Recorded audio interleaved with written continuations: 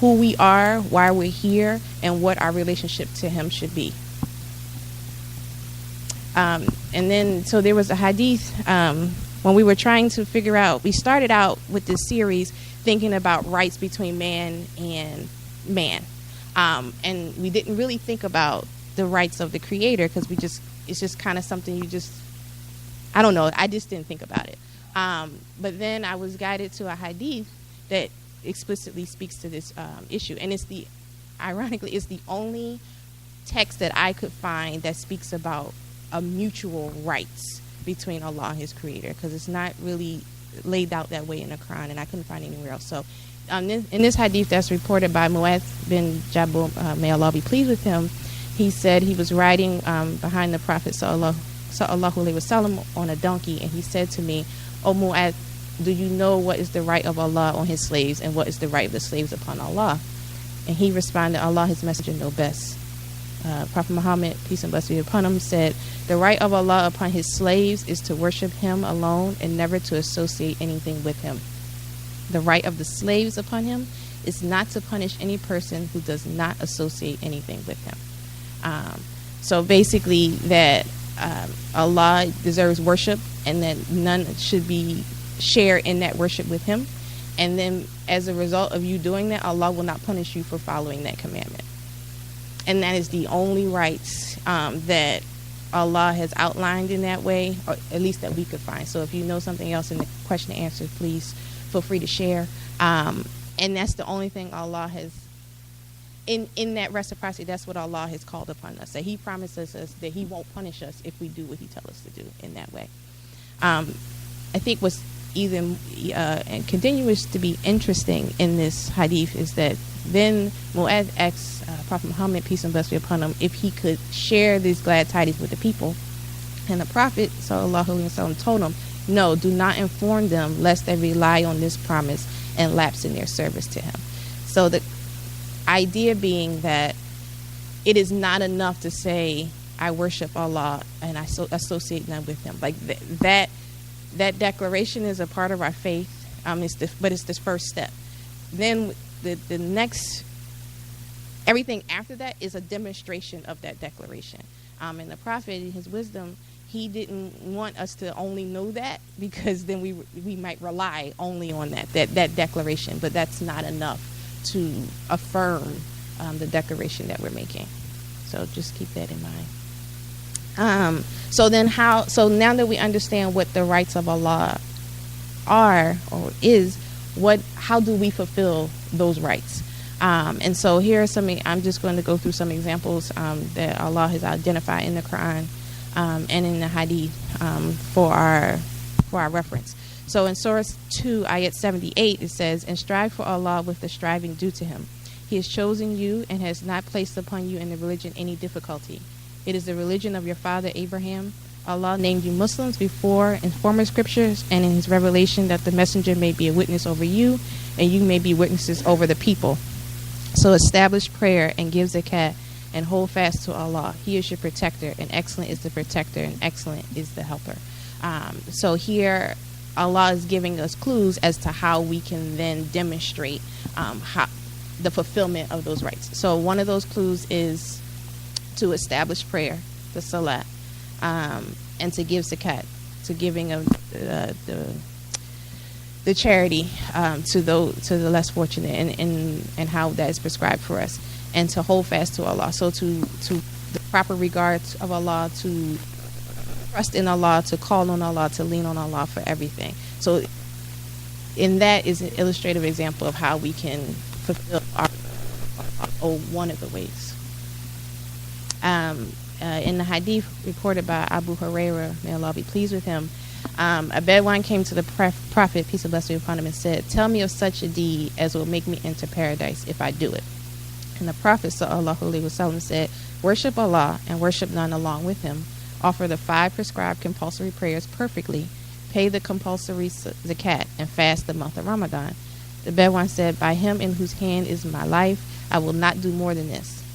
When the Bedouin, the Arab left, Prophet sallallahu alaihi wasallam said, "Whoever likes to see a man of paradise, then he may look at this man." And I chose this hadith to illustrate that it really is the basics. So the foundation of our religion, there's a hadith from the Prophet sallallahu alaihi wasallam that says that the Islam is built on 5, and many of us are familiar with this hadith. That we bear witness that there's no God is His messenger, that we establish salat, have obligatory prayers, that we pay the zakat, the poor do, we fast during the month of Ramadan, and that we complete the Hajj if we're able, at least once in our lifetime. So those are the foundations. And in this hadith, Allah's apostle was demonstrating that in striving to do that and striving to do it well, that leads to paradise. So that it's Allah tells religion hard for us. He doesn't place burdens on us in this religion. So the things that we should already be doing, if our intention is to worship Allah and give Him His rights, then in turn He will then reward us with the paradise. So it's not an imposition upon us. Sure. One of the points that Salima wanted to stress when we were planning to do the ta'aleem is to understand that a lot of times we make this religion more taxing than it needs to be, right? That we make it a series of don'ts, do's and don'ts. You can do this, you can't do that, and we get into these very nitpicking, elements of our faith instead of looking at the bigger picture. But in light of what she just said, we talked about those natural outcomes. So we don't sit around, right, the other 335 days of the year waiting for Ramadan to come and just keep blinking our eyes, right? We have to interact with people. We have to go to work. We have to, develop our community. But it's through those basics that she mentioned, doing them with excellence, it kind of refines and helps to improve all of the other interactions that we have and, our everyday life. Thank you. And to Bayana's point, again, I just want to remind us, we're thinking about the rights of Allah in context to all the other rights that we have. That, again, this is the foundation by which we then establish everything else. So these things are building on each other. And the more we strive in that way, as I'm getting ready to talk about now, Allah said He increases you in that striving and blesses you in that striving, so that you work and Allah works harder. But I'm kind of getting a little bit ahead of myself. So here there's and this is not really readable, and I don't want to get into all of them, but these are just a few of the many ayats in the Quran that Allah talks about His mercy, His promise, His forgiveness, His reward for those who do good. So I'll just highlight a couple of these. Surah 2, ayat 277. He says, "Indeed, those who believe and do righteous deeds and establish prayer and give zakat will have their reward with their Lord, and there will be no fear concerning them, nor will they grieve." So again, these foundational principles in our religion that Allah is telling us that if you do them, you will have your reward with me. Let's see. In Surah 18, ayat 30, He says, "Indeed, those who have believed and done righteous deeds, indeed, we will not allow to be lost the reward of any who did well in deeds." And so, again, Allah is telling you not just, if you do, the things we're supposed to do on a continuous basis, but any good thing you do will be rewarded. And again, Allah is in complete control. He's in complete power. He owns everything. He doesn't owe us anything. But in His mercy, He is giving us these promises, and Allah's promises is true. So while we don't have any rights over Allah, the reason why we don't is because that would imply power, and we have no power. So Allah said, "I'm giving you the power of my promise." That I'm saying, if you do this, I'm going to hold you accountable for this. But if you do what I'm asking you to do, then you have the right of my power and my promise. And my promise, I will never fail you in that. So I move on. So in the hadith, reported by Anas, may Allah be pleased with him. He said he heard the prophet say, "O son of Adam, so long as you call upon me and ask of me, I shall forgive you for what you have done, and I shall not mind. O son of Adam, were your sins to reach the clouds of the sky, and were you then to ask forgiveness of me, I will forgive you. O son of Adam, were you to come to me with sins nearly as great as the earth, and were you to then to face me, ascribing no partner to me, I would bring you forgiveness nearly as great as it." And what I want to mention here is that I underestimate the power of Allah's forgiveness, and I underestimate the relationship that I have with my Creator, in that I fail to call on Him and ask of Him as He has invited us to ask of Him. There's nothing too small or too great. There's nothing you can do, with one exception, that Allah does not forgive, and that is to knowingly associate something with Allah in worship. Other than that, Allah says everything else is forgivable if you but ask of me and strive in my way. But I forget this, and I don't call on my Lord as often as I should.